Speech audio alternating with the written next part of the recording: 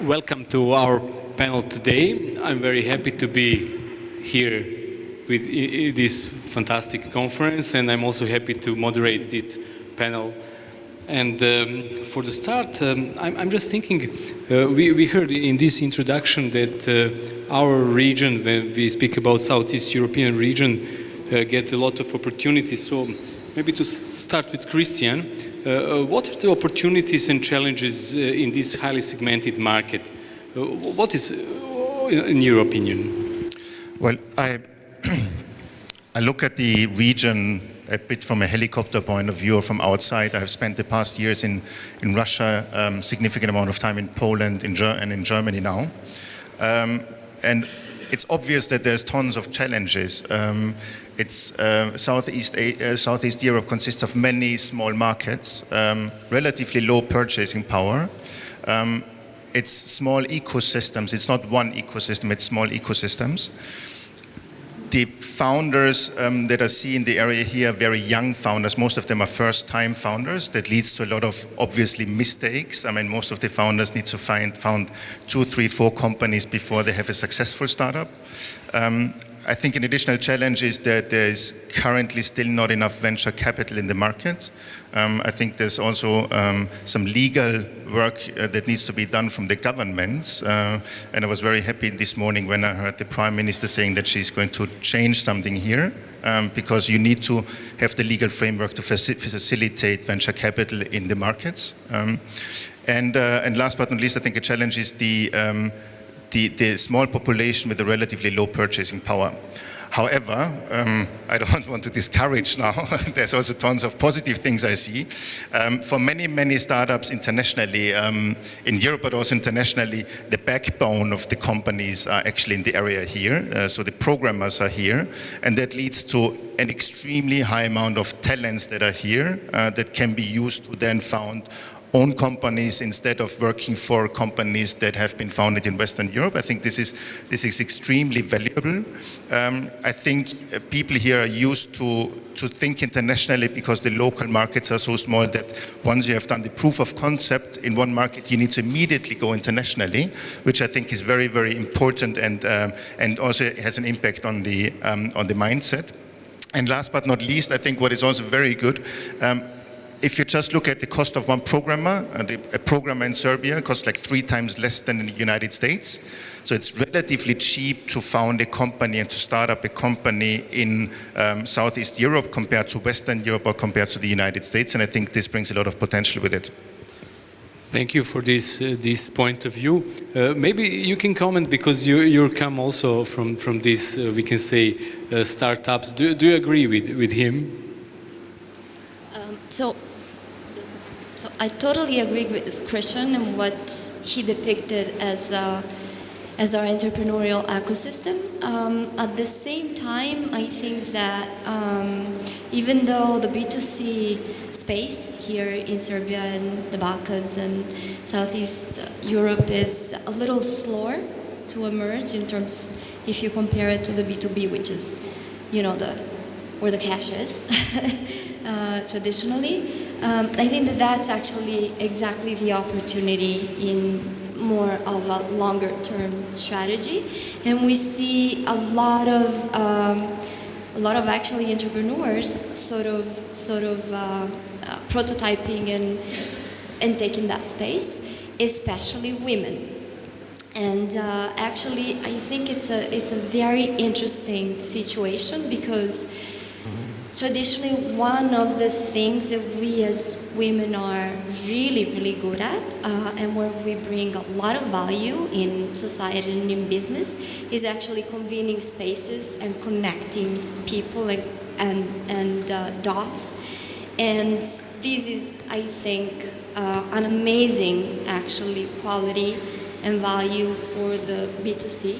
And I would argue that maybe one of the reasons why we haven't seen such a B2C development in terms of business here is because of the learning. I think that, as you've all been seeing otherwise and in other places, there needs to be constant feedback and data analysis and interaction with the users and the customers in order for B2C to develop and scale. And this has been a little bit missing so far in Serbia, but I see that we are asking and addressing the right questions. I see that women are much more open and ready to actually bring this to the forefront and develop it further.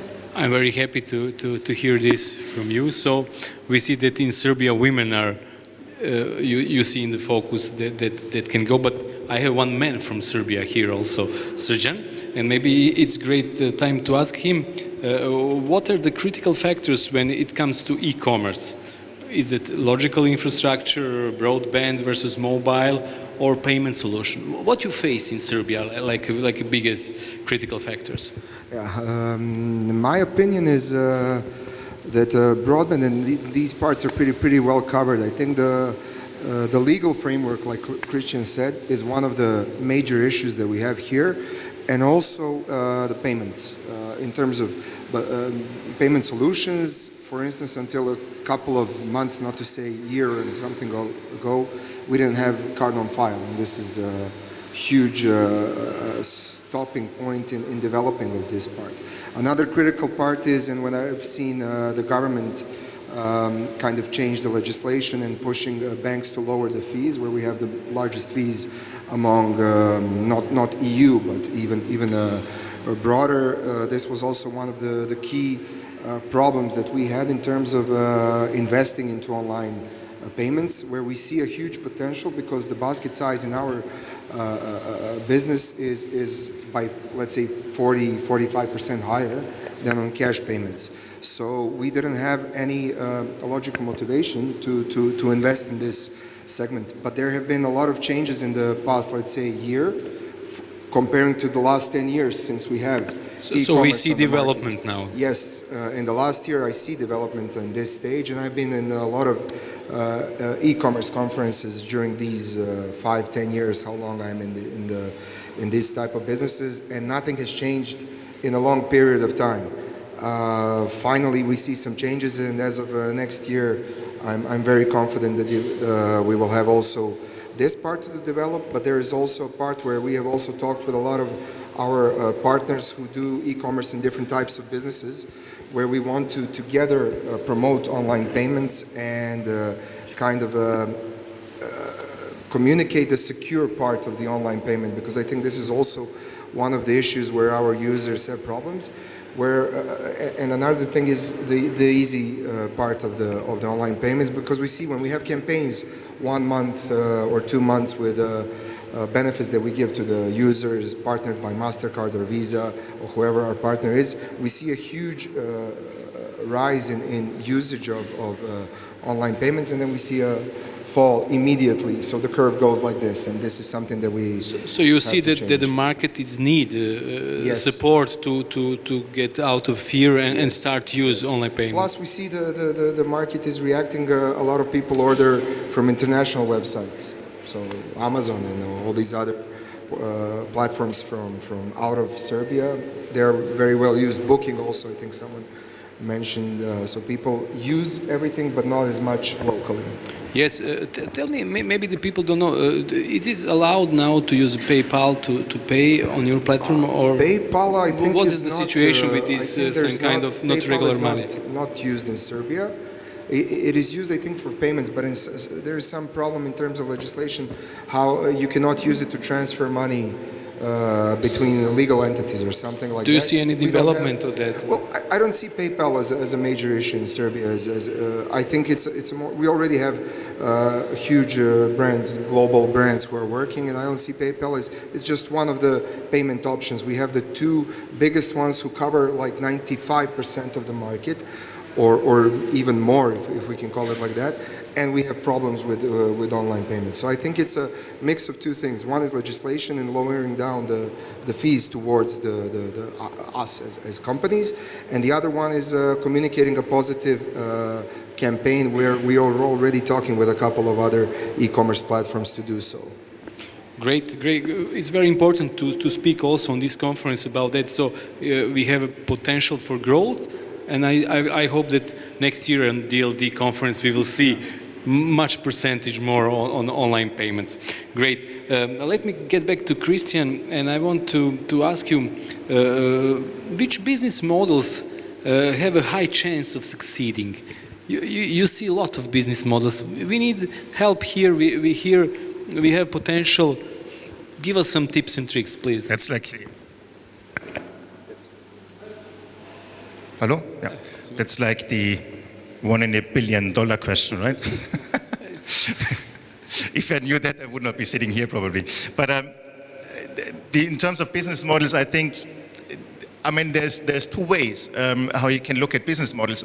I would not necessarily focus on business models that are only focusing on one market, on one country, unless you have a business model that leads to a very high level of transactions per customer, per user. I mean, food delivery can be such a business model where you acquire the customer once, and then ideally the customer uses the service like 3, 5, 10 times a month. You know, then you have a very high lifetime value of an acquired customer over the cost of customer acquisition. That can make sense. However, there's probably not too many business models, although I have to probably admit that a lot of business models that are out there in Western Europe and the United States still do not exist in Serbia. It might make sense to look at developed markets and see what is happening there, and then to bring these business models to Serbia or Croatia or other countries in Eastern Europe. But this is a bit tricky because usually with these business models you also need a high level of venture capital to make them grow and to make them big. The alternative to focusing on the local markets is to find a business model where you can go international immediately.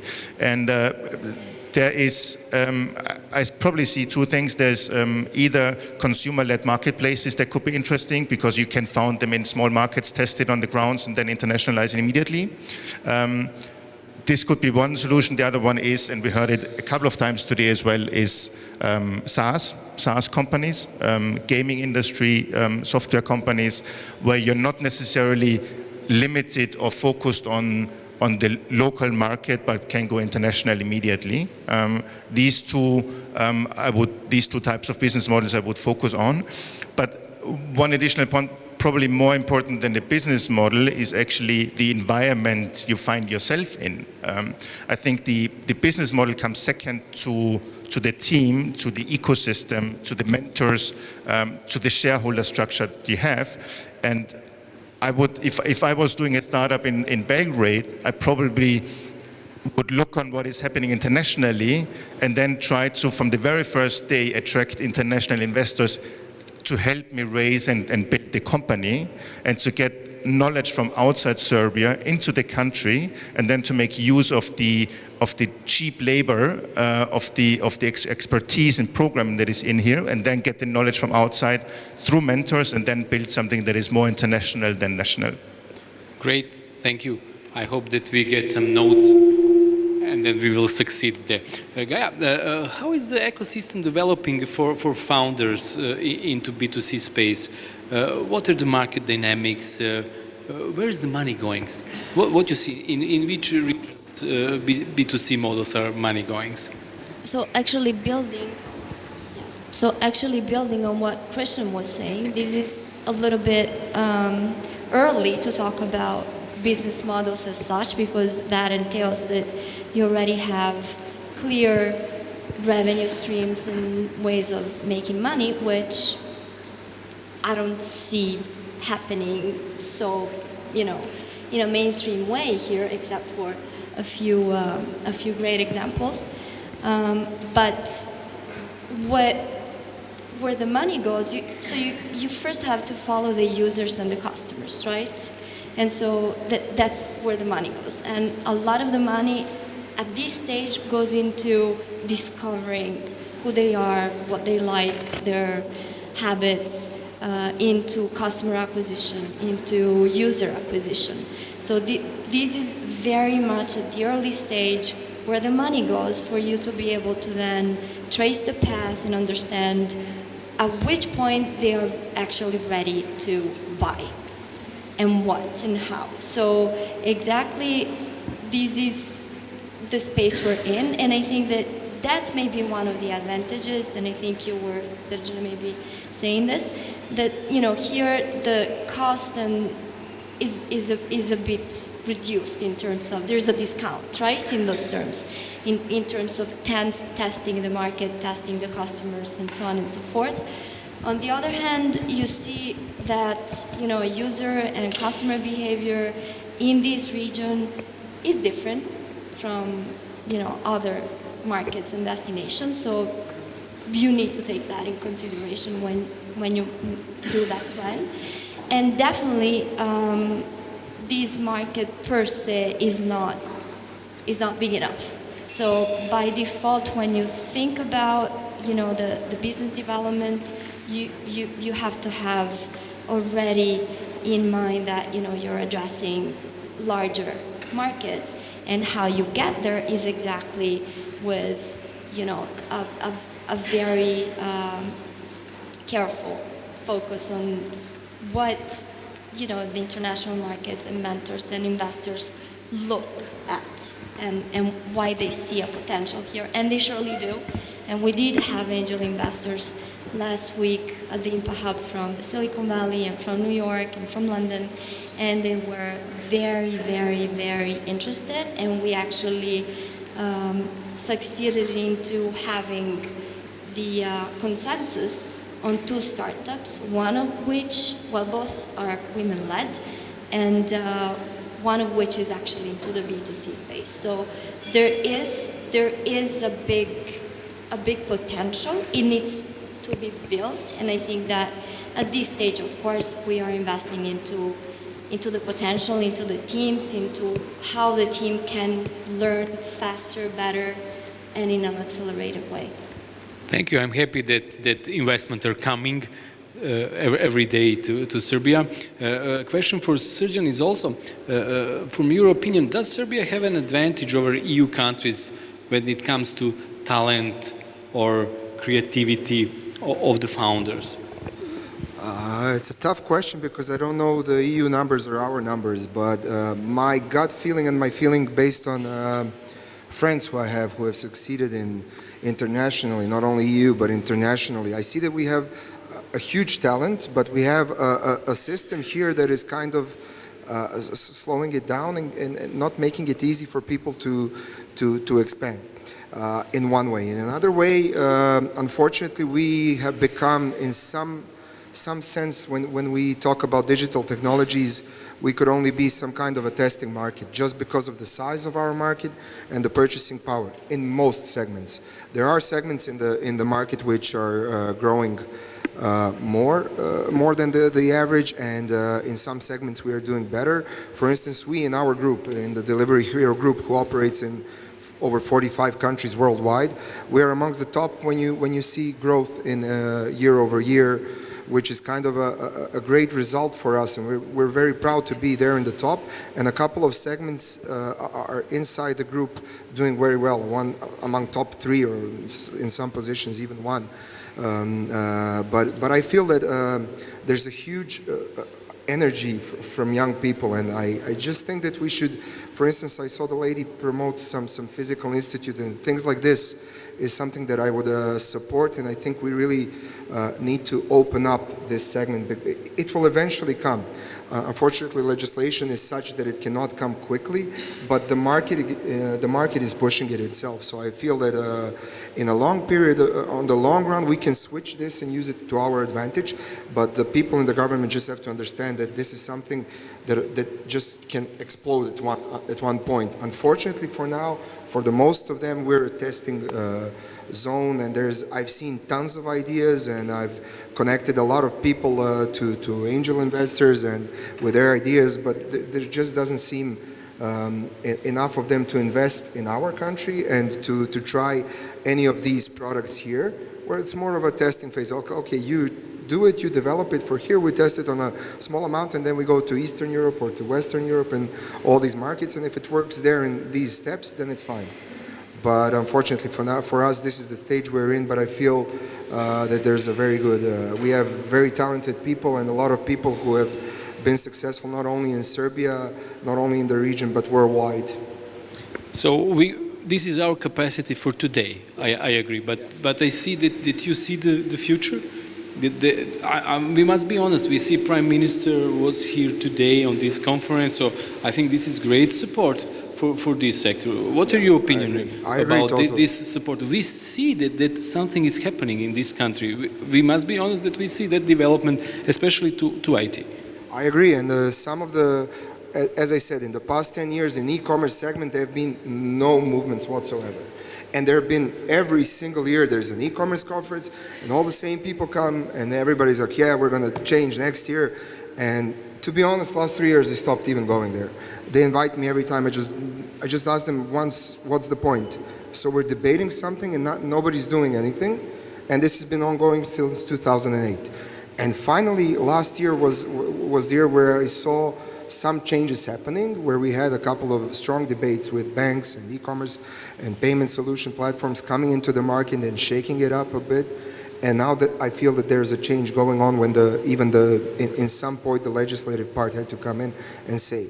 I think it's a very good thing that the Prime Minister was here opening such a conference, which is not publicly popular for them to do. But from our side, I think it's a great move because we will see the effects of this in the next 2 or 3 years. What is your opinion? The same question. So I think it's also, besides, of course, the ecosystem and the environment and the enabling from a legislative viewpoint and support of government and other stakeholders, it's also because of actually great business people like you who are very matured experience and can actually give it back and transfer it to the new founders. And I do see that as one of the best situations right now, because as I was talking a little earlier today, what happened here is great from the standpoint of the development of software, development of talents in tech and IT, and that actually gave Serbia and the region a very big, I would say, boost, to become more visible and to understand the talent that is here. And I think now it is the right time to take this further and give the business development together to the software and the solution development.